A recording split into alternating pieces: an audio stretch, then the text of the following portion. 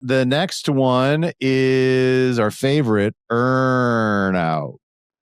Eric Miller loves Earnouts. Love Earnout. So, an Earnout is essentially it's a way of that corporation saying, we like you, we just don't trust you. How about that?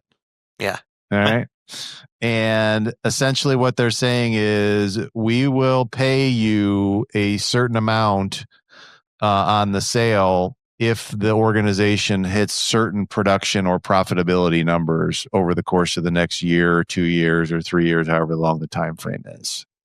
Okay. Yep.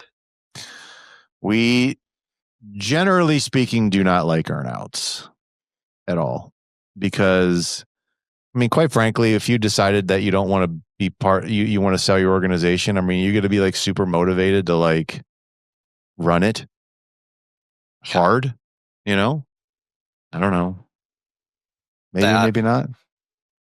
Yeah, no, you're absolutely right. In a lot of the cases, these people are selling because they want to slow down or they're ready to retire, and then they're given an earnout where they got to work even harder for the next couple of years. And now you don't even own the practice anymore, you know, and you don't know like what's the earnout based upon. They may you have to know exactly how they're factoring the calculation for the earnout, how they calculate profit margins, all these things. What's included? Like in a veterinary earnout, a lot of times prescriptions aren't included. Yeah. You have to really get to the detail of it if you're going to structure it as an earnout. Okay. I'm not saying that it can't work out. I'm not saying that you could bet on yourself and say, I really think I can do this. And I'm just asking why. Like, why wouldn't you just own the practice and take a full benefit for it at that point? Yeah. Why do an earnout? So, sometimes it's going to be required, especially if you're trying to get out. They may require it. So that's why we don't like to sell in a state of weakness. You want to sell in strength. Yeah. And most of the time, if you're selling in strength, you won't have to even bother with earnouts.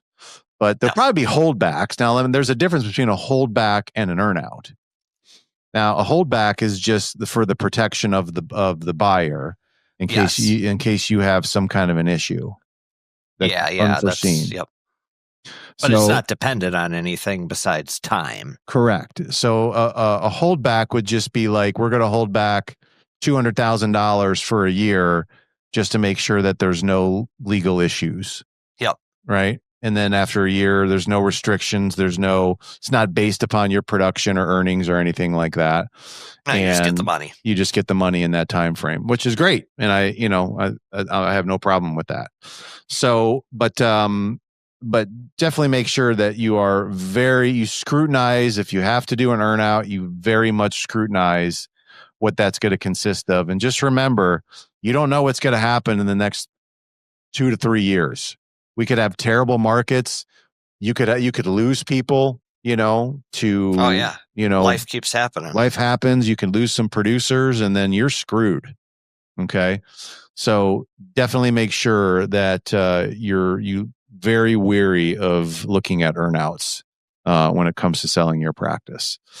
And then the last one is cash and just the balance of the sale. How much am I going to take up front and how much am I going to receive later, whether that's stock in the buyer or like a joint venture, a second bite of the apple some other way. But generally these sales are broken up where you get, a good chunk now, the majority now, and 70-30, 80-20, just to put some numbers to it. And you get the rest later. So here's how I would do that. I think we try to communicate this to most people.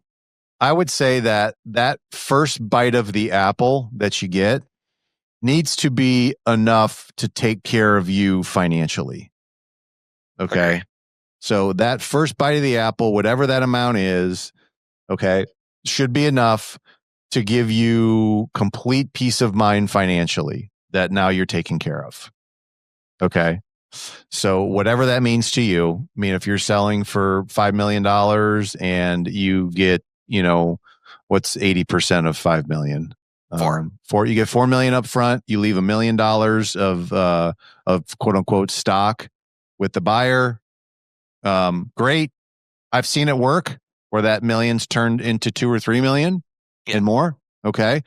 But it's not guaranteed. Okay. It's not. And you don't know, number one, when you're going to get it.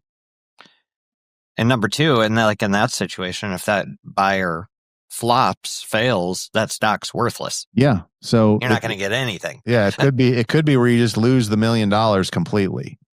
Okay. I don't want to scare people. We don't see that happen frequently. Not really. We've seen it one time ever. Yeah. But it does happen. Yeah, it does happen. It's a risk. You got to be realistic. Yeah. I mean, you got to trust the operator of your stock. It's like investing in anything.